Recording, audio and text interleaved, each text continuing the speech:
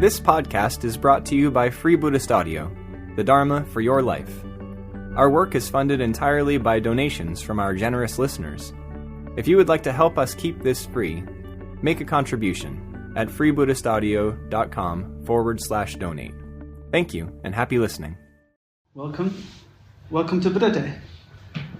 Someone says a Buddha Day is like a Buddhist Christmas. So this is our Buddhist tree, a Buddha Day tree. First things, Lokeshvara and any other help you got from to get the branches. That was great. If I'd tried to source these ones from the Northern Quarter, I would have taken away all the greenery around.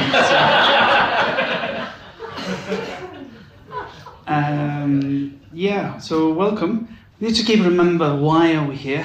What are we celebrating? Now we're celebrating the Buddha and his awakening, and what that represents for us 2,500 years later, what it represents for the history of humanity and the evolution of consciousness. So I'll be trying to evoke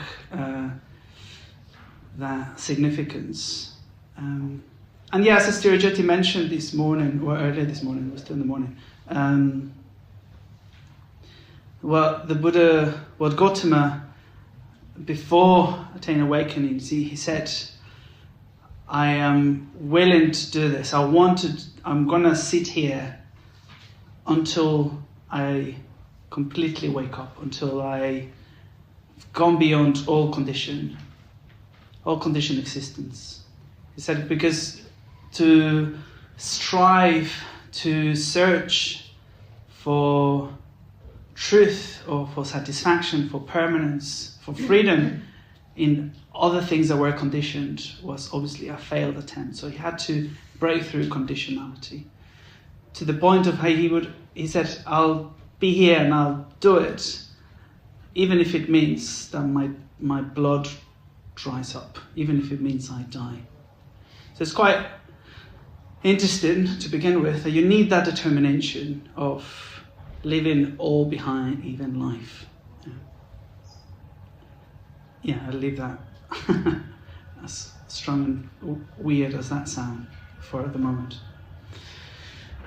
So the place of determination where he had to be present, place himself, sit, was on the Vajrasana. Sana means, means position. What does it mean for the yogis? It means like place, the asanas. And the Vajra, Vajra is that symbol that is on the Buddha's left-hand side today, if you hadn't noticed it.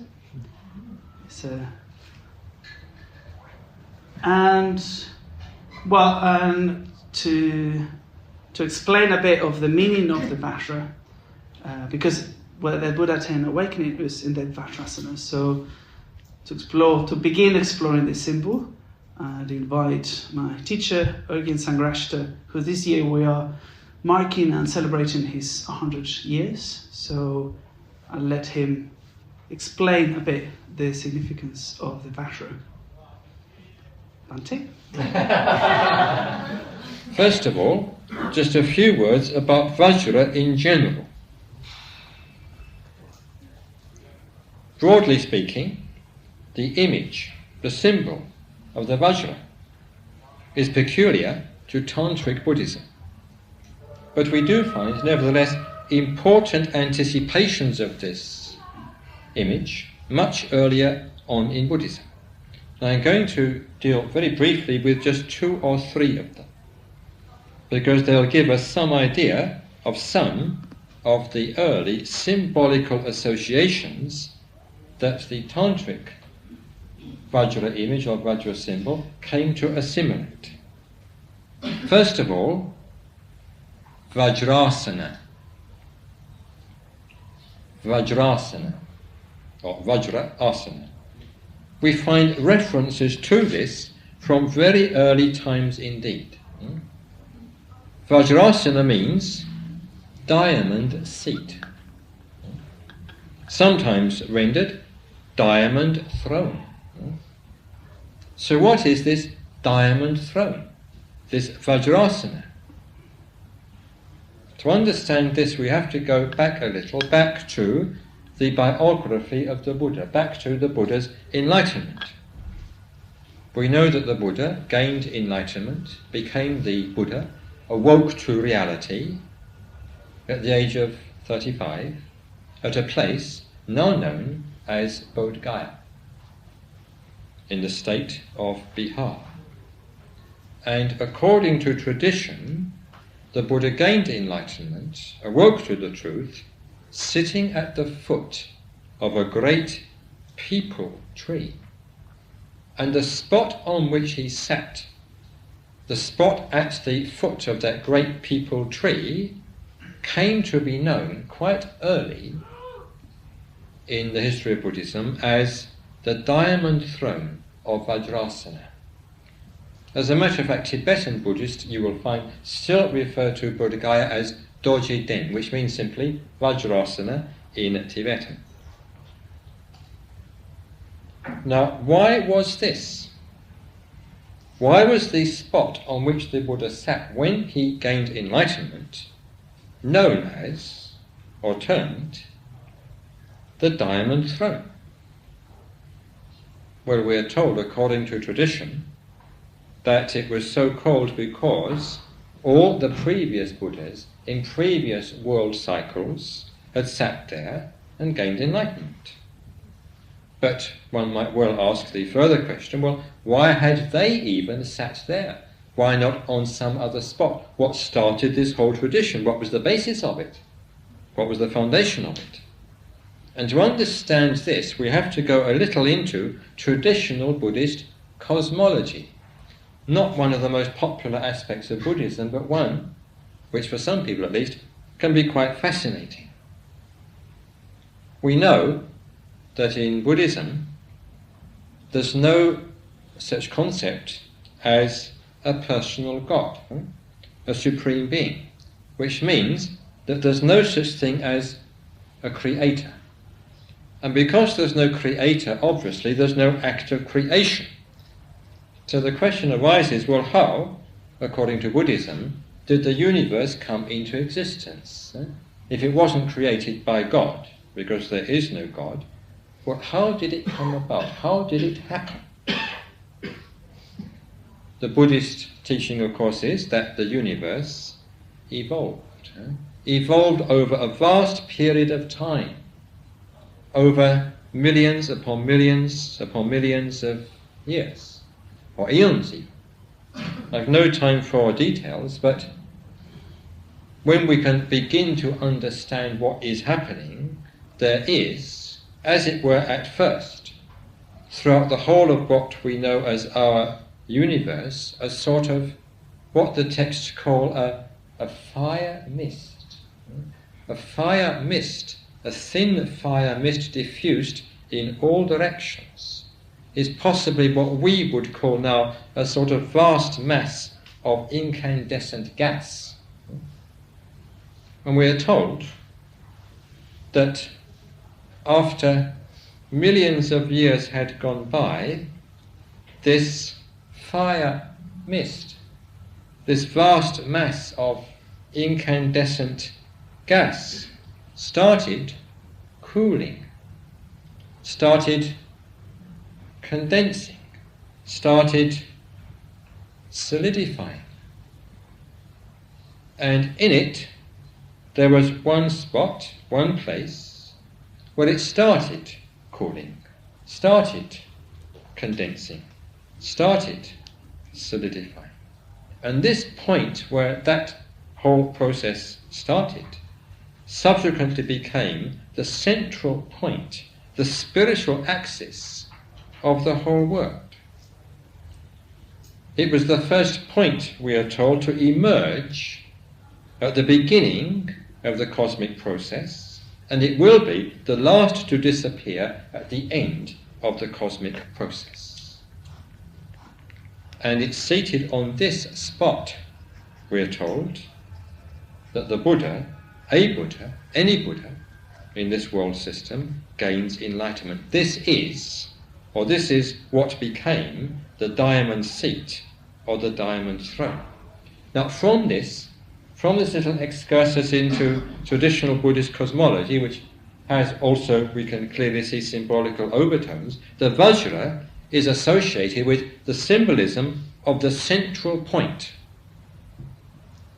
And this symbolism of the central point is, of course, a whole subject in itself. The vajra, therefore, is suggestive of centrality, suggestive of axiality, of stability, of imperturbability. Thank you, Bhante. So where Gautama had to sit in order to see through conditioned existence, what's at the center of the universe.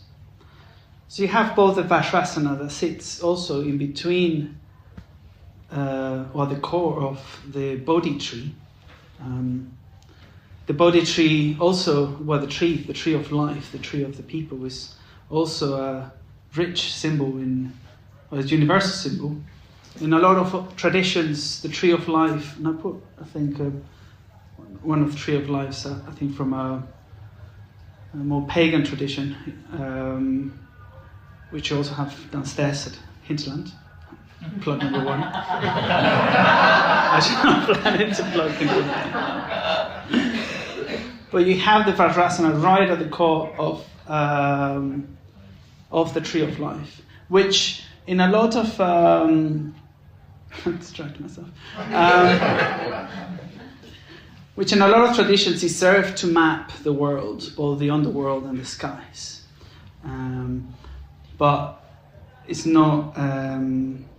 Anyway, we'll probably try to explore what it means to happen at the heart of it and see through this world. So, if you have some knowledge and connection with the tree of life, also bring that in.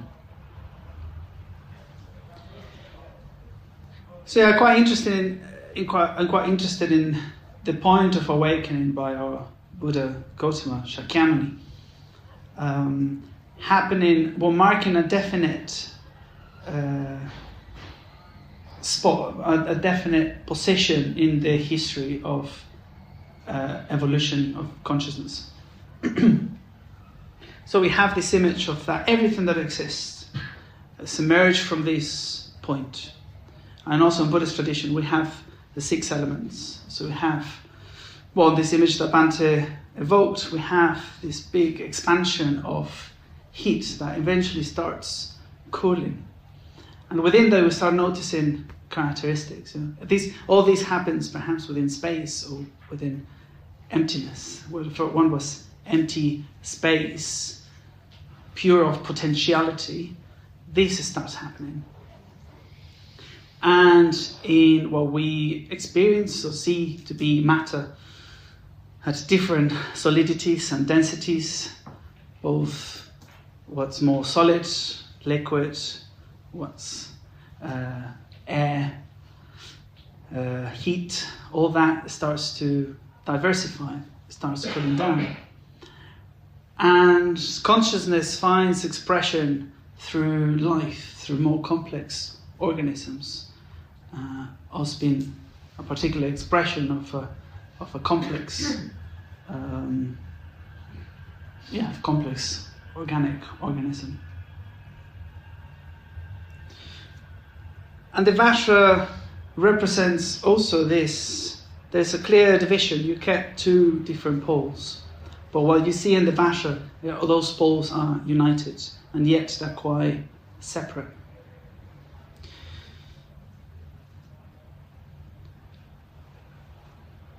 We see that on our spiritual life, or even just on our human life. In order to grow, we need to first become ourselves. From birth, we are separated from the body of our mothers to become our own self. Taking that further, I love Bhante's expression of becoming a true individual, or like in Jungian psychology as well, that there needs to be a process of individuation. Individuation. Yes, that's what I was trying to say. Individuation. Thank you.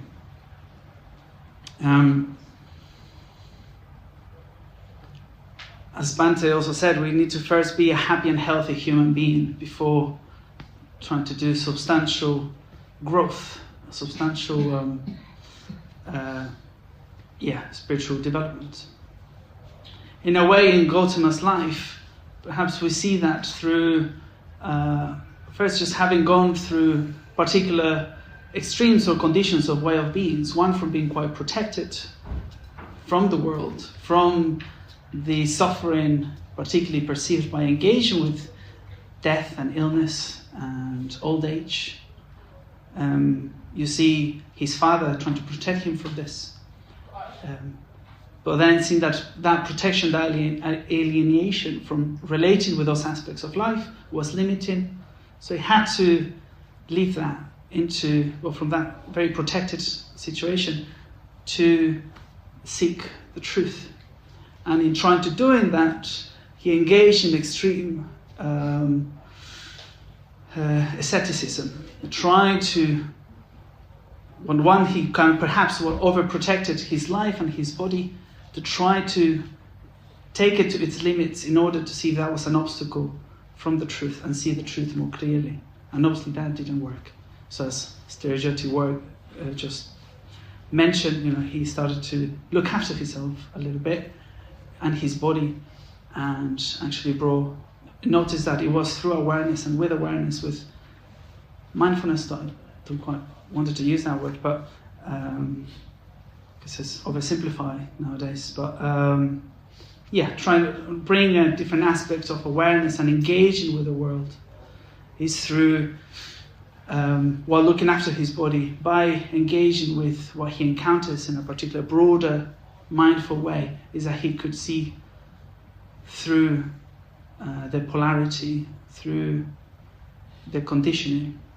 So we have quite naturally that process, and we see that in the universe, in this individuation almost, and this creation of particularities, and in this multiplicity and richness of the universe, just creating, exploring beauty, exploring life, exploring growth, striving to growth, and movement towards light and truth. In this natural process or evolution of consciousness, we see also this longing almost to go beyond that as well, to see through that. The Buddha talked in terms of, at the point of awakening, one of the things he expressed to have experienced is to see through, or to see the house builder. The house builder been an image of perhaps like what his father was first doing, just like this, creating this selfing in a narrow, independent, separate, perhaps fixed, solid way of living or being in relationship with the rest of the world. So going back to this natural growth that we have to do just even as human beings, we try to first become ourselves, or become a self, a person, a happy and healthy person. But it's a trap as well on this extreme, where we can then become self-centered, so quite fixed about ourselves and the definite other.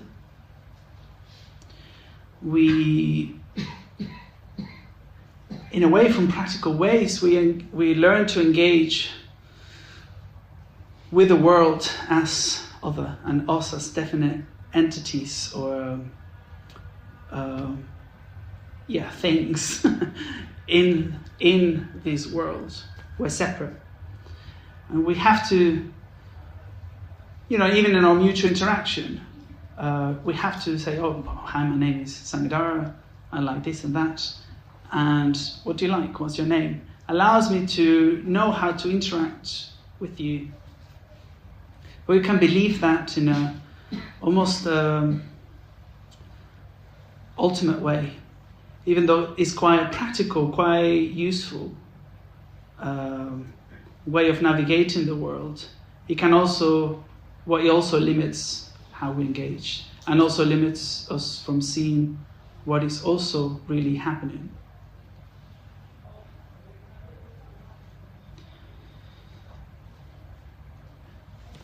Because what I'm sharing is also kind of a reflection from, I think, the last talk I gave here a year and a half ago on Sangharakshita, of when I try to argue that reality is by nature relational.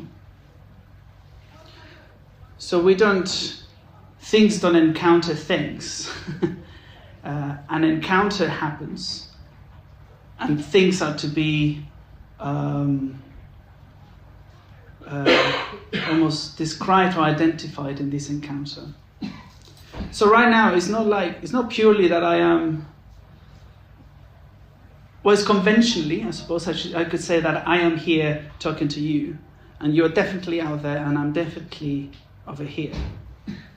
But what is happening is that I am manifesting in a particular way because of where we are, what we're celebrating, the way my mind is inclined to think and trying to articulate in the basis of Buddha Day.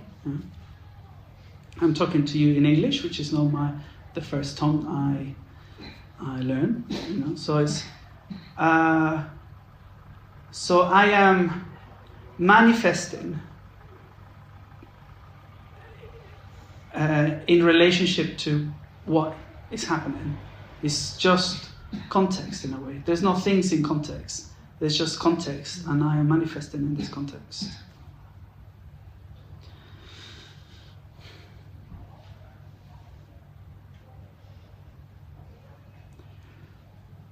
So the journey that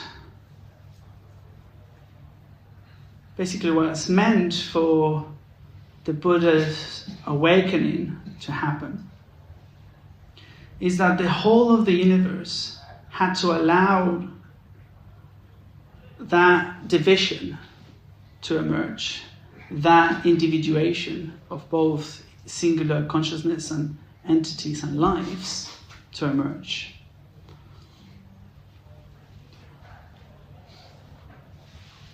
But then what the Buddha's awakening marks is that coming back from, having done this journey of everything happening into individual little things, and then back into actually not being individual things, not being independent. One of the ways that he articulated this, I believe, is through pratitya samuppada, that sometimes I don't like any of the translations, unfortunately, but that's what we've got, which is interconnectedness or co-production. But I think what he was articulating is that there is no separate things. It's quite hard to articulate this because language itself is formed by things. So we have to engage with these words with their poetic, symbolic meaning, which is what lingers in between, beyond, or above the words themselves. As Dayanandi mentioned this morning, there's an aspect of reality which just like of this image of the pony or the horse and the cart. And actions, consequences seem to follow like the cart follows the wheel follows the horse. That's right. But if you see that image, they're not really separate if they were separate, the wheel wouldn't move. They are even connected, it doesn't quite do it. And it's not like A and then B and then C. It's not like the horse, the wheel, and it's actually, there is a flow. There's absolutely no separation on what we experience to be the horse and the wheel. Oh. So yeah, he said things, when this arises, the thing arises. When that ceases, this other thing ceases. There is just flow. But there is something gained. I was having a chat yesterday with ChatGPT about this, and I was trying to explore this significance of why would the universe, from trying to do this journey from everything coming from one thing into a divided multiplicity bubble of universe, this rich, diverse world with motion, stillness, with good, evil, with subject, object, with all its dualities, go back into this apparent whole, where things are not separate, when things are not things. Why doing this journey? And there is something gained from this, from going through that journey. I think Ranaguna talks in terms of when it's to transcend something, it's not really fully leaving behind. It's having gone through. I think I just remember this image that he gives. It's like when I think a farmer is asking another farmer, how big is your land? What part is what land? Which one is your land? I said, do you think this field? So is this field, and passing this field, what's beyond that field? And it's something like, even though you have to pass the first field to get a sense of its whole thing, you kind of have to, I'm trying to say that you have to leave behind the field, but it's not leaving it behind altogether. It's just like also kind of, that is also included as part of reality. So in this journey of individuation, you also gain the richness of everything. So seen through the delusion of self, through this housemaking, this narrowing, which as we do as an adult, what you gained as a more grown-up, mature, emotionally intelligent adult is both taking yourself with love and care, but not just that. You extend that to others. And because you know that actually you are not separate from others. Actually, the way you engage with others is what makes you. What you engage with makes you. And in a way, that's what Buddhism is about. We are, if you see it as a practice or as a path, is being in clear and effective relationship with growth, with truth, with love. The Buddha himself, even after his awakening, he was in relationship to the Dhamma. He placed himself in reverence to the Dhamma, the truth. And how he expressed that was through being in relationship with other people. He spent the rest of his 40 years of life or plus, we don't exactly know, of course, communicating the truth, communicating and creating context for others to practice and be in relationship with truth, with growth, with love, with freedom. Even after seeing through conditioned existence, he also looked after himself. You know? He was definitely more of a quiet introvert guy. Sometimes he'd be like, nope, I'm going to the forest. You know, he was aware of, he had a particular character, you know. I don't think,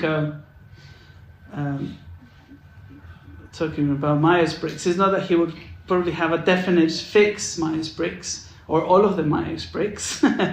He was, you know, as his particular character, he was probably with tendency and preferences, but he wouldn't be limited and fixed on his character.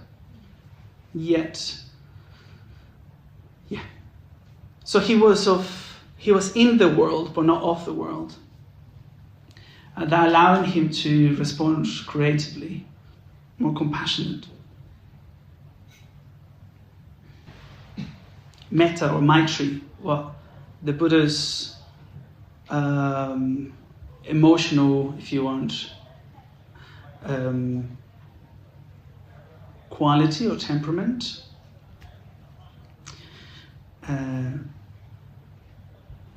Love itself, metta itself, being relational. You know, there's no metta individuated. You know, it's only metta in relationship with others. Metta in itself is relational. I believe reality is intrinsically relational. Reality is intrinsically relational, so metta, which is the recognition and response to that relationality, is not just a feeling, but it's a kind of ontological clarity. So boundless metta is the awakened mind's way of seeing things as there is just, there's no separate things, only relationships.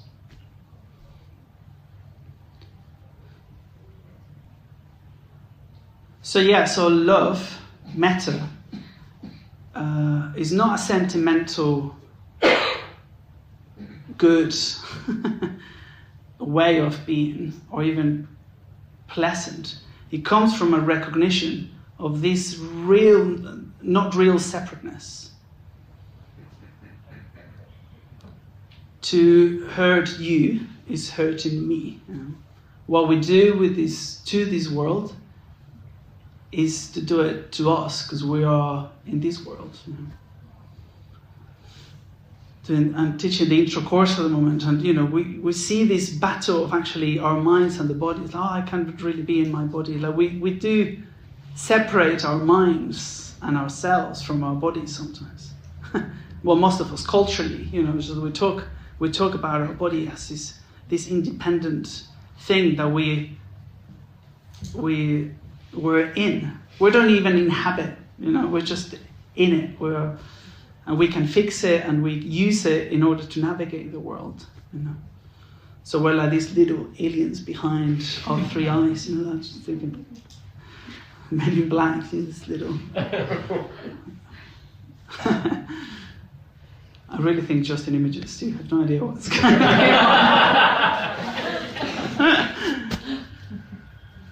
Yeah, but it's really not like that, you know. So a lot of the Buddha's teaching for the following 40 years really was just trying to articulate and creating practices, and actually the whole of Buddhist tradition, including ours and including what we're trying to do here at the Buddhist Centre, is just this constant creation or articulation of things that allows us to encounter this truth through our engagement with ethics, through engagement with meditation, through engagement with thought and philosophy, Buddhist doctrine, if you want. Is trying to do that journey that the Buddha really kind of fully did by himself at that point. You know, he did that journey of individuation and back into seeing things as they really are. but from a whole new place, that hasn't happened in the history of this universe. I found quite interesting, like that, even the history of the universe, you kind of get moments of heat and expansion, and then cooling and retraction.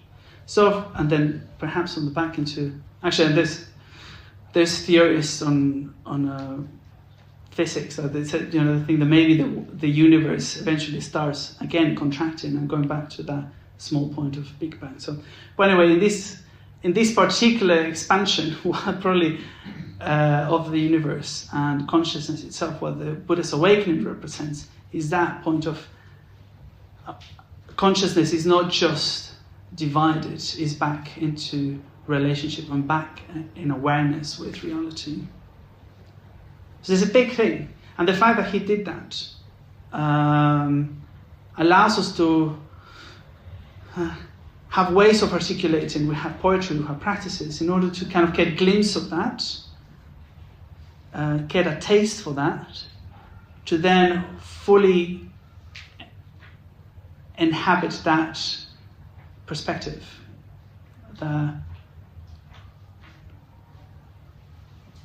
So even the truth, he didn't, he said he didn't make it. It was discovered, it was revealed. And that's why my preferred way for awakening is awakening, not enlightenment. Even though enlightenment kind of almost does it, but awakening is just you wake up, you open your eyes. And enlightenment, sometimes it does that. Something that was in darkness suddenly is clear, is light. So anyway, what he did, it actually allows to allows us to don't have to struggle that much, but we still have to see through our own conditionality. But as being happy, healthy human beings, but then seeing through the delusions of self, the contraction of self-centeredness, and into metta, into boundless love. He also expressed that what he opened was the door to the deathless.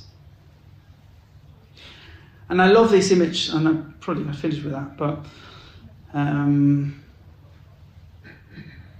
what he won was the battle against Mara. And Mara often described as death, right? What Mara means is death, but it's not death as what he was. It wasn't clearly the physical death, because he was like, I'm willing to die. So he was almost inviting death in that way. It's not death. Well, how I like seeing Mara is just the death, not the end of life, but the opposite of life, the opposite of growth, the opposite of transcendence, the opposite of this exploration, aspiration, or movement towards truth, freedom, metta, relationality. So Mara, being death, is just like this, anti-growth. Banter once said, he also see things as alive, but he found particularly difficult to imagine plastic being alive, having consciousness. So then I imagine Mara to be almost like this burnt black lump of plastic, right? So that's like just where life doesn't take place, the end of growth, where nothing can grow. So I think Mara represents that, it's just this plastic.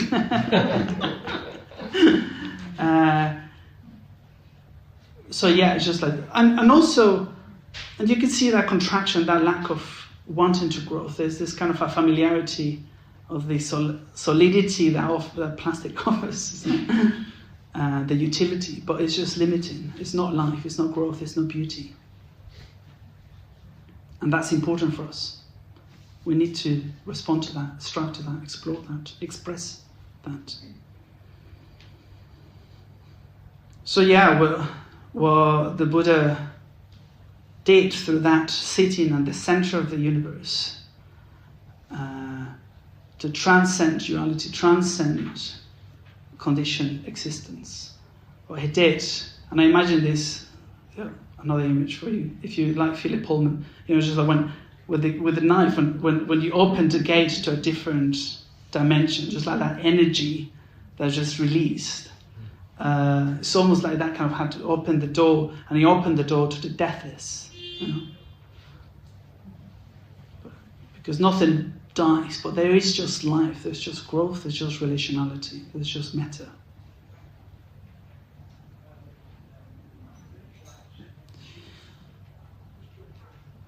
I'll stop there. I hope I've evoked some of the importance or significance of Gautama's awakening, and we get to celebrate that today, and mark that today, and be in relationship with, being in relationship with each other. So Josh asked me if I was going to have questions. I thought that'd be great. So I'll allow. We'll have maybe 10 minutes if there's any questions. If not, we're gonna break it into little reflection time. So, or just invite any questions. Yeah. I might be misremembering this. Oh yeah, there's some. I might be. Oh, nice. I might be misremembering what you said. I think you said something like acknowledging the truth of conditionality led to metta as a form of ontological clarity. Am I getting that right? Was it conditionality?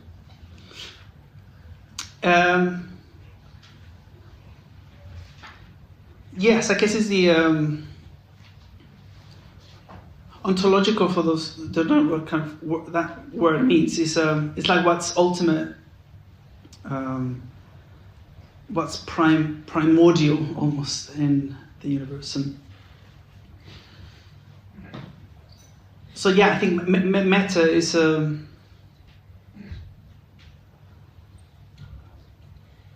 perhaps is how it's experienced, how seen reality, how seen conditionality is experienced. So when you see this mutual, or just that everything is relational,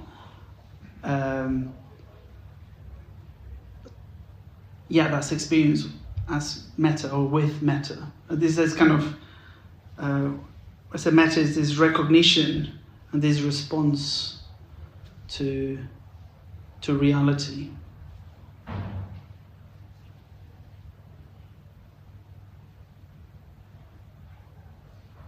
Is that helpful?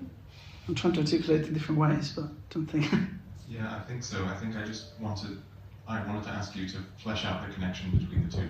Because sometimes I'm able to kind of intellectually acknowledge the relationality of everything, but it doesn't always naturally give rise to metta, in my experience at least. Sometimes it does, but maybe it's... Perhaps we can go at it via negativa. I suppose what impedes metta, it's either hyper focus on a particular thing or experience, and reacting to it. So which is either by grasping it with desire or by aversion. So it doesn't kind of that particular. And in that particular reaction, it's quite a narrow.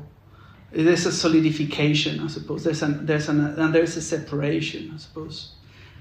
So so it would be quite hard to see from conditionality to metta, because conditionality even is expressed as things are connected to these things.